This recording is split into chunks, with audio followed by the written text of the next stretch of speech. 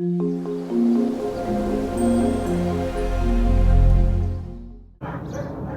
everybody, Joe here with Garden of Luma. In today's video I wanted to show you guys my plum tree and talk a little bit about growing plum trees in hot, dry climates like the Arizona desert where I reside here in growing zone 9B. If you're new to this channel, please subscribe to stay updated on the latest videos. I do a new video every Wednesday and Saturday.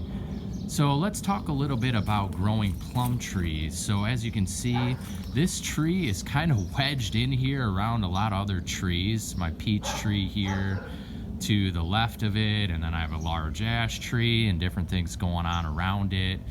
So it doesn't get as much sun as it probably should. It does get quite a bit of morning sun up until about like 1 o'clock, but after that it's pretty shaded. So these can handle a lot more sun than this is getting, and it's probably more ideal for it to get more sun. At my previous residence, I had an elephant heart plum, which was one of the first fruit trees I ever purchased when I started gardening, and I knew nothing about fruit trees at that time. And come to find out, it needed a second tree to cross-pollinate. So I had no idea that fruit trees needed cross-pollination, and some of them required a second tree to produce fruit when I first started growing fruit trees. And I also learned later on that it wasn't a very good variety for our hot, dry climate. It required a lot more chill hours than our climate typically receives here in the desert. The elephant heart plum tree required around 800 chill hours from what I read. And I had no idea of that either. I didn't realize that places like Home Depot and Lowe's would sell trees that weren't really suited for our climate, but they do. And so I did end up one year getting a few fruits off of it.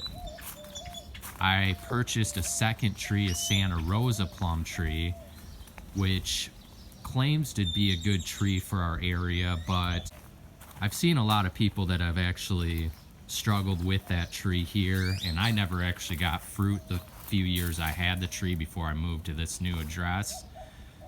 And so the tree did really well. Both my plum trees did well, but as far as producing fruit, that was another story. So the elephant heart, when it did produce some fruit, the fruit weren't very good. That was another thing. The fruit ripened more later in the year, which is not good for our climate. You want things that ripen early so they don't have to endure the entire summer, especially stone fruits, because it really beats up the fruit. And so elephant heart was not a good variety for here. This here, as I'm circling around the tree, is a Sprite Delight cherry plum. So it's more of a hybrid variety. So it has two varieties grafted onto this, both the Sprite variety and the Delight variety. And so I can't remember which side is which. One side is producing a lot more heavily than the other, and I think the side that's producing more heavily is the side that has fruit that isn't quite as good from what I've read. So unfortunately, we'll see how it goes. I think the side that's producing more is a little bit more on the tart side, but we'll see when I get to taste these here soon.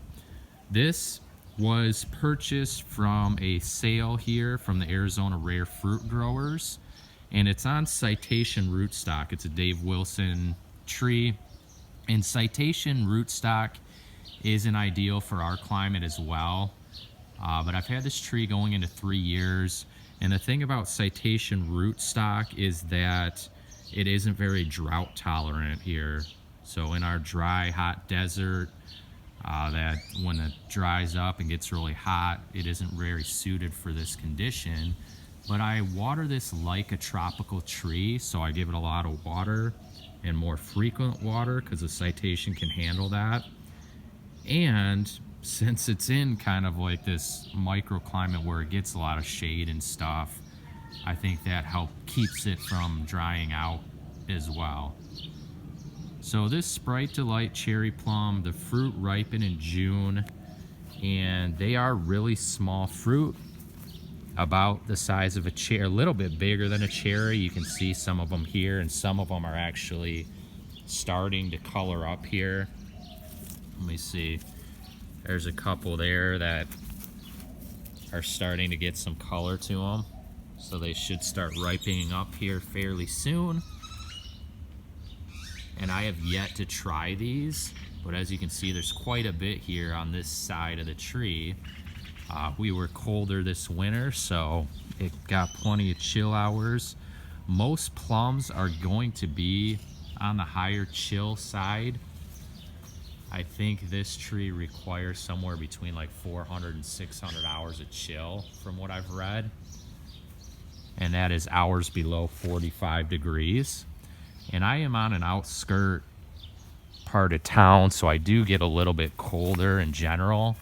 But this winter overall was just a cold winter. So definitely all our stone fruit trees got plenty of chill this year. I'm wrapping this trunk here with just tree trunk protection, just a wrap to keep that, because it is right there, it gets in full sun at some point during the day. So just to keep the trunk from getting beat up. But that's a little bit about growing plum trees in the desert in hot, dry climates. Check me out at gardenofluma.com for more tips on gardening and growing fruit trees, especially in hot, dry climates. And thanks for watching.